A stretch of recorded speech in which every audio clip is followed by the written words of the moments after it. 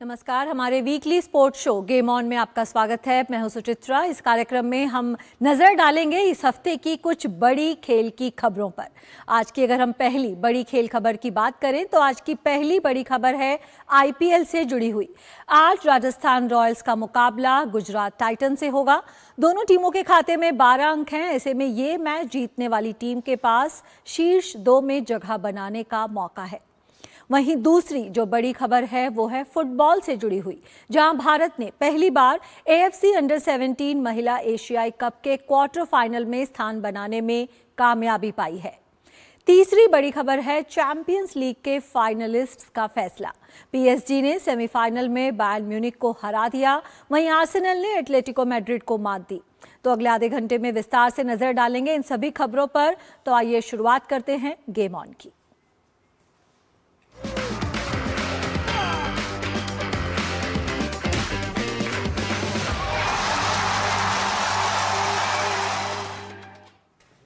और game on में सबसे पहले इंडियन प्रीमियर लीग से जुड़ी हुई खबरें।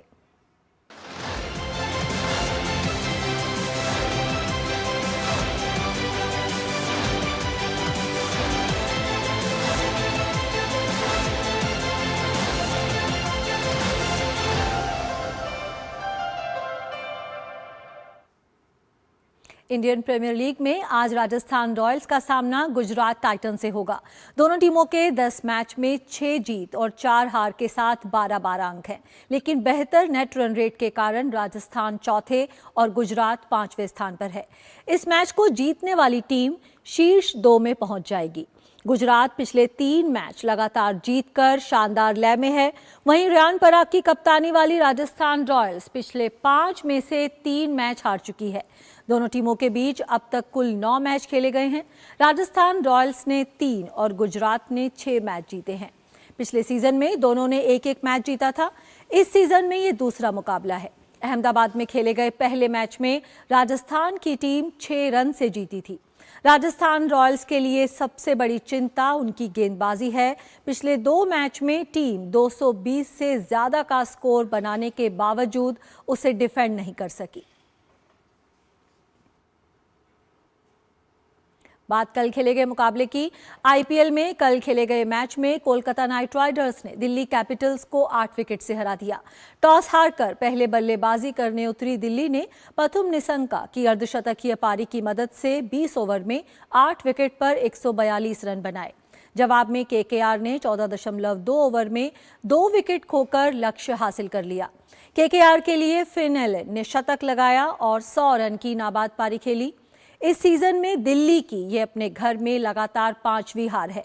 वहीं कोलकाता ने मौजूदा सत्र की चौथी जीत के साथ अंक तालिका में 7वां स्थान हासिल कर लिया।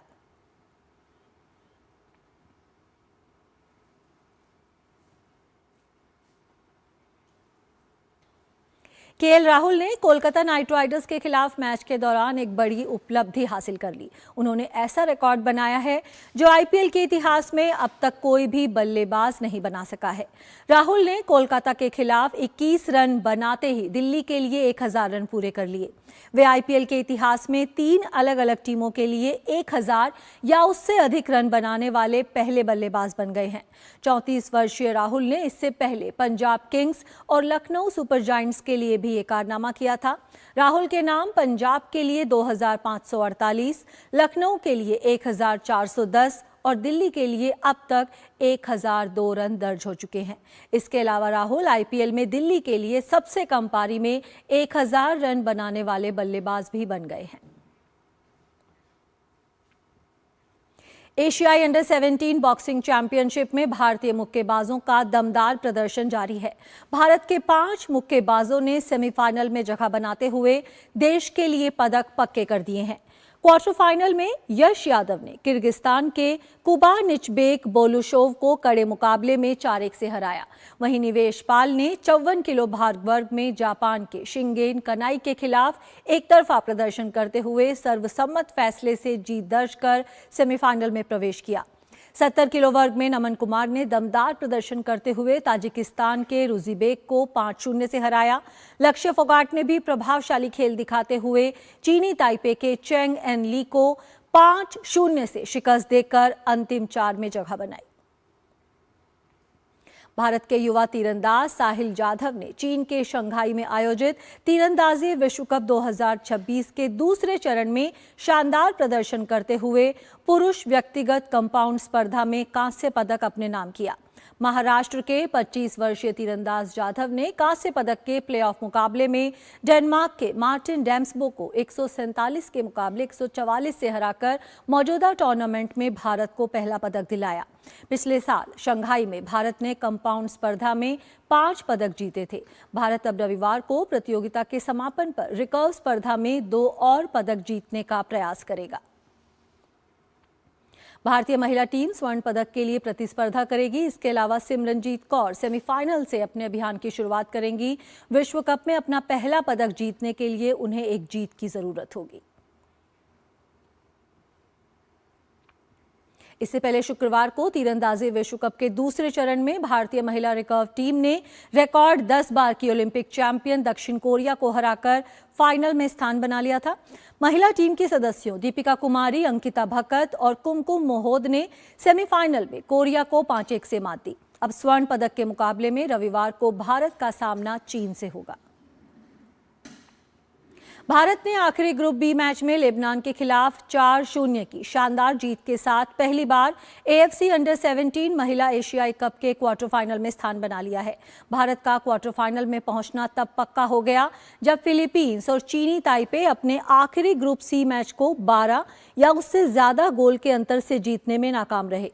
भारत की ओर से प्रीतिका बर्मन ने छठे और 85वें मिनट में 2 गोल दागे, जबकि अलवा देवी सेंजाब ने 36वें मिनट में और जया ने 72वें मिनट में गोल कर टीम को ऐतिहासिक उपलब्धि के करीब पहुंचा दिया था। इस टूर्नामेंट के सेमीफाइनल में पहुंचने से भारत का 2026 फीफा अंडर 17 महिला विश्व कप में स्थान पक्का हो जाएगा। भारत ने 2005 के बाद इस टूर्नामेंट में अपनी पहली जीत दर्ज की।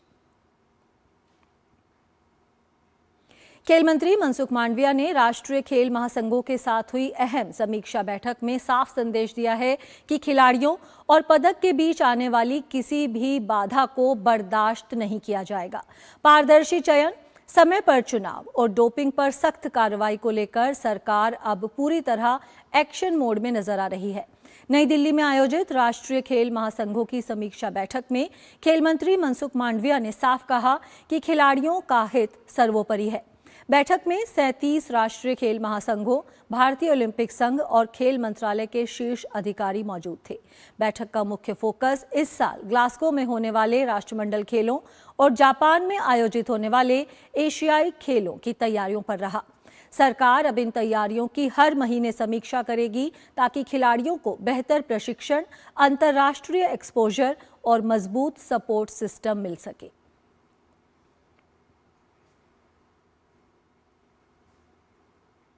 केंद्रीय खेल मंत्री डॉक्टर मनसुख मांडविया ने डॉक्यूमेंट्री बिचारपुर जुनून फुटबॉल का की विशेष स्क्रीनिंग में हिस्सा लिया। इस मौके पर प्रसार भारती के अध्यक्ष प्रसून जोशी और CEO गौरव द्विवेदी भी मौजूद रहे। यह फिल्म जमीनी स्तर पर फुटबॉल से जुड़ी प्रेरणादायक कहानियों और समाज में खेलों की परिवर्तनकारी भूमिका को दर्शाती है। स्क्रीनिंग के बाद खेल मंत्री ने कहा कि खेल युवाओं के व्यक्तित्व निर्माण और उन्हें सही दिशा देने में अहम भूमिका निभाते हैं। कोई भी चीज, कोई भी विशेषता, कोई भी वस्तु जब उसका डॉक्यूमेंटेशन हो जाता है तो लोग उसको देख सकते हैं, उसको महसूस कर सकते हैं, उससे प्रेरणा ले सकते हैं और अपने स्वयं को बदल सकते हैं। एक डॉक्यूमेंट्री में इतनी ताकत होती है, जो ये डॉक्यूमेंट्री विचारपुर गांव की डॉक्यूमेंट्री जो दूरदर्शन ने इनिशिएटिव लेके बनाई है, वो केवल डॉक्यूमेंट्री के रूप में नहीं रहेगी, डॉक्यूमेंट्री के रूप में तो देखी जाएगी, लेकिन यहाँ जो मेरे सामने बैठे हैं ना, ऐसे कई युवाओं की कैरियर बनाने में उपयोगी होगी। कई गांव को विचारपुर जैसा संकल्प करने की प्रेरणा देगी, कई समूह को दिशा निर्देश करेगी। बच्चों के अंदर एक चीज होती है, वो कभी मत भूलिएगा। आप वो बात करते हैं कि मैं क्या करना है, बताओ क्या है जो नहीं हो सकता। और जब सिर्फ उम्र से नहीं, मस्तिष्क से जब हमको लगता है कि क्या है जो नहीं हो सकता, से क्या नहीं हो सकता, से हम यहाँ आ जाते हैं तो समझ लीजिए आपका बचपना, आपका यूथ, आपका सब चला गया।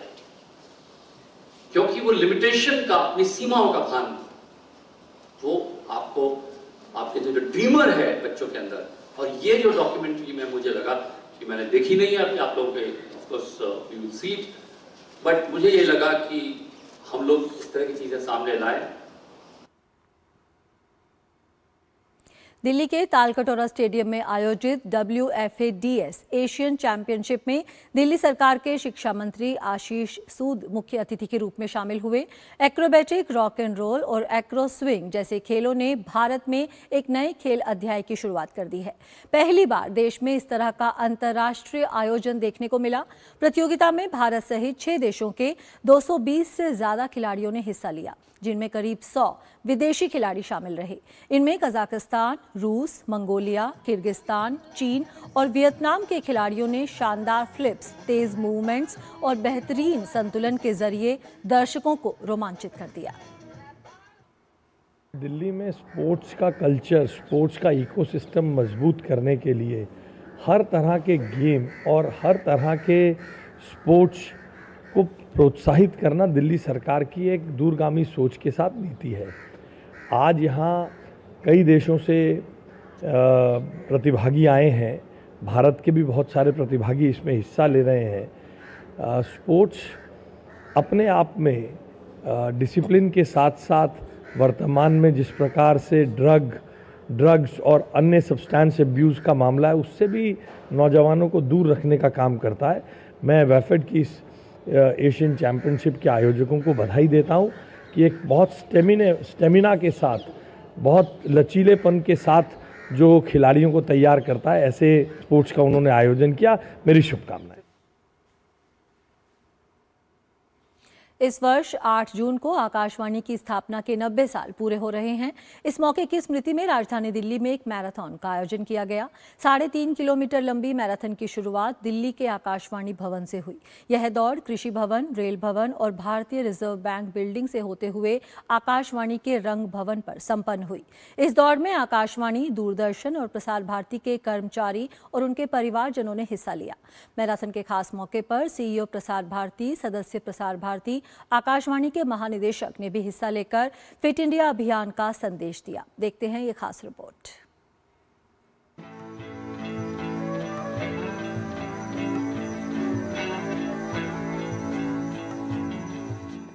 आठ जून 1936 को भारतीय राज्य प्रसारण सेवा का नाम बदलकर अखिल भारतीय रेडियो यानी AIR किया गया था, जो आज भी अपनी सुरीली और विश्वसनीय आवाज के साथ करोड़ों दिलों की धड़कन बना हुआ है। 90वीं वर्षगांठ के उपलक्ष्य में 2026 में विशेष रूप से आकाशवाणी वॉकथॉन 2026 और विभिन्न सांस्कृतिक कार्यक्रमों का आयोजन किया गया। आयोजन के इस खास मौके पर देश के 232 स्टेशनों पर वॉकथॉन का आयोजन किया गया, जिसमें प्रसार भारती और आकाशवाणी के अधिकारी, कर्मचारी और उनके परिवारजनों ने खूब दौड़ लगाई। इस मौके पर प्रसार भारती के CEO गौरव द्विवेदी ने कर्मचारियों को फिट रहने का संदेश भी दिया। 90 साल से आकाशवाणी भारत की धड़कन, भारत की आवाज़ रही है और इस साल 90 वर्ष पूरे करने के उपलक्ष्य में विभिन्न कार्यक्रम आकाशवाणी में आयोजित किए जा रहे हैं। हमारे पूरे देश में जितने भी स्टेशंस हैं, जो देश में फिटनेस की एक मूवमेंट माननीय प्रधानमंत्री जी के आह्वान पर आरंभ हुई है, उसका संदेश भी लोगों तक ले जाने के लिए ये उस कड़ी में एक कदम था कि आकाशवाणी से जैसे आपका लगाव पिछले 9 दशकों से बना हुआ है, आने वाले समय में भी वैसे ही बना रहे। आकाशवाणी आज भी देश के सबसे विश्वसनीय प्रसारण माध्यमों में से एक है, जो देश के 91.80% क्षेत्रफल और 99.14% आबादी को कवर करती है। आकाशवाणी के जरिए 24 भाषाओं और 146 बोलियों में समाचार, संगीत और जन सेवा कार्यक्रम प्रसारित करता है। इस दौड़ के माध्यम से आकाशवाणी अपने गौरवशाली इतिहास को याद करने के साथ साथ फिटनेस, एकता और जन संपर्क के संदेश को भी बढ़ावा दिया। माननीय प्रधानमंत्री का स्वस्थ भारत स्वच्छ भारत का एक अभियान है और ये खेलो इंडिया के अंतर्गत आता है। पिछले 1 दशक में हम लोगों ने देखा है कि खेल के प्रति जागरूकता और अपने आप को स्वस्थ रखने के लिए सुबह सुबह जो कार्यक्रम करना है, इसमें काफ़ी जागरूकता आई है। ब्रॉडकास्टर होने के नाते जब इस तरह का कार्यक्रम हम करते हैं तो इसका संदेश दूर दूर तक, सुदूर प्रदेश तक पहुंचता है और ये एक बहुत बड़ा उदाहरण होगा। देश भर में जो हमारे 232 केंद्र हैं, मुख्य केंद्र हैं, उन पर ये आयोजन इस महीने आयोजित होगा और ये उत्सव है। हम देश की सेवा में जो आकाशवाणी का योगदान रहा है, उस योगदान को हम इसको सेलिब्रेट कर रहे हैं। बदलते दौर में भी ट्रांजिस्टर से लेकर आज के डिजिटल एप्स तक आकाशवाणी ने खुद को समय के साथ बदला है और निरंतर आम जन की आवाज बनी हुई है। धीरज कुमार की रिपोर्ट, डीडी न्यूज। यहाँ पर लेते हैं छोटा सा ब्रेक, देखते रहिए गेम ऑन। मास्टर जी नमस्ते, 2 ड्रेसेस बनानी है, ठीक है? ऐसा कुछ, एक में पॉप्सीज रखना है डोरी के साथ और दूसरी में ना सलवार पे मस्त साइड प्लीट्स कर देना। शर्ट को एकदम शॉर्ट लेंथ रखना क्रॉस प्रिंटेक्स के साथ और दुपट्टे पे ना स्कैलप्स और मस्त सी फैंसी लेस कर देना। लेकिन मास्टर जी 4 दिन में पार्टी है, बन जाएगी ना पक्का? हो जाएगा। कैसे? Just looking like a wow. Fashion changes हमेशा, उषा हमेशा। मेरी पसंद, मेरी पसंद, मेरी पसंद, मेरी पसंद, हमारी पसंद, हम सबकी पसंद। मजबूत देश का मजबूत सरिया हो गया स्टील। ब्रेक के बाद स्वागत है। भारतीय निशानेबाज अखिल श्योरान के मुताबिक इस साल जापान में होने वाले एशियन गेम्स के लिए उनकी तैयारी सही दिशा में है। साथ ही उन्होंने कहा कि देश में जड़ से निशानेबाजी के खेल को लगातार मजबूती मिल रही है, जिसके चलते आने वाले सालों में और भी बेहतर नतीजे देखने को मिलेंगे।